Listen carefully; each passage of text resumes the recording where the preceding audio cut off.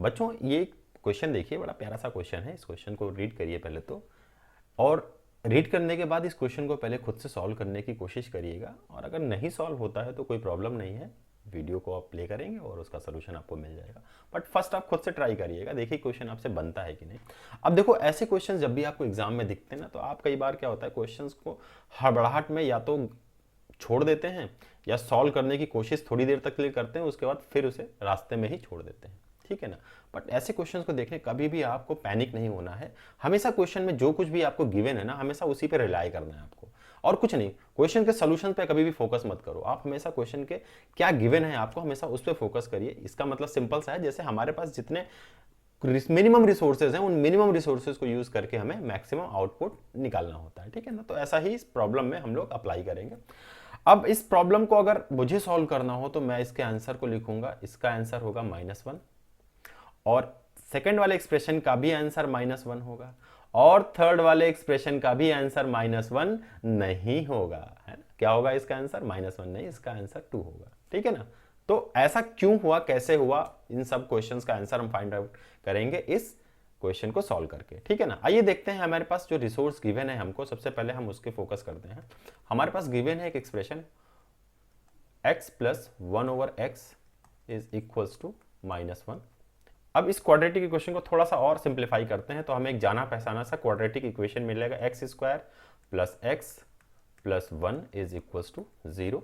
और जब इसके आप रूट्स निकालते हैं तो आपको एक बहुत ही खूबसूरत सा रूट मिलता है, वह है -1 + i√3 डिवाइडेड बाई 2, और x2 होगा -1 - i√3 डिवाइडेड बाई 2, ठीक है ना। ये दो रूट हमें मिलते हैं, और इन रूट्स को आप बहुत अच्छे से पहचानते हैं और जानते हैं, ये क्यूब रूट ऑफ यूनिटी है। अगर एक रूट को हम ओमेगा मान लें तो दूसरा रूट ओमेगा स्क्वायर के इक्वल होगा, ठीक है ना। क्यूब रूट ऑफ यूनिटी की खूबसूरती तो पता ही हम लोगों को। अब अगर इसे हम मल्टीप्लाई कर दें ओमेगा स्क्वायर को, तो ये बन जाएगा ओमेगा क्यूब, और ओमेगा क्यूब की वैल्यू कितनी हो जाएगी, यहां पर ये 1 आता है, ठीक है। ये सब हमें पता है, बस इसी क्यूब रूट ऑफ यूनिटी के कॉन्सेप्ट को यूज करते हुए हमें इस एक्सप्रेशन को सॉल्व करना है। अब देखने वाली बात यह है कि इस आंसर को कैसे फाइंड आउट करेंगे। तो एक चीज तो नोट डाउन कर लीजिए आप लोग, कि जब जब आपको क्या, कब कब, जब जब आपको कुछ ऐसा दिखे, कैसा, x⁻³ + 2 + 1/x⁻³ + 2, एक एक्सप्रेशन इस तरीके से अगर दिखेगा तो इसका आंसर हमेशा -1 होगा। अगर कहीं एक्सप्रेशन आपको इस तरीके से दिखता है 3m + 1 1/x⁻³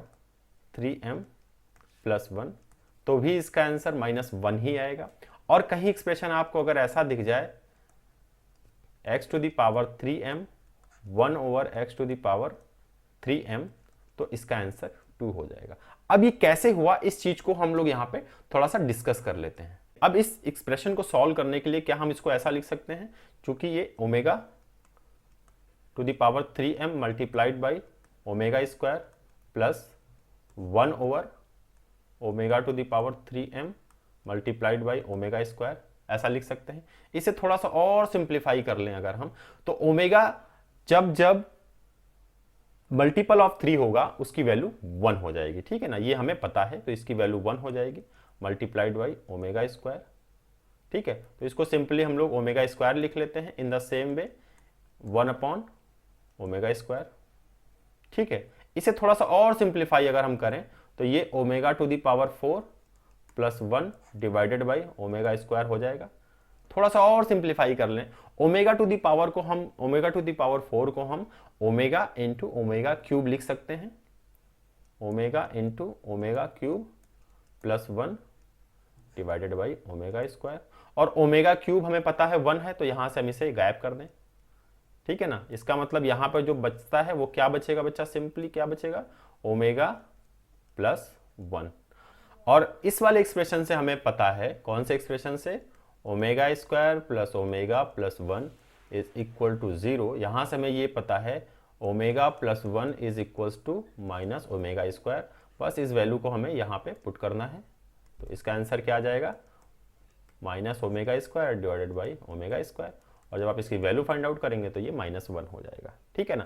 in the same way जब आप इस सेकंड वाले एक्सप्रेशन को सॉल्व करेंगे तो यहां पर हमारे पास बचेगा omega plus 1 divided by omega, और जब इसे सॉल्व करेंगे तो ये आएगा omega square plus 1 divided by omega, ठीक है। और जब इसे और सिंप्लीफाई करेंगे आप तो ओमेगा स्क्वायर प्लस 1 इस वाले एक्सप्रेशन से फिर से हम क्या लिख सकते हैं यहाँ पे बच्चा, minus omega divided by omega, इसका मतलब इसकी वैल्यू भी -1 के इक्वल ही आएगी।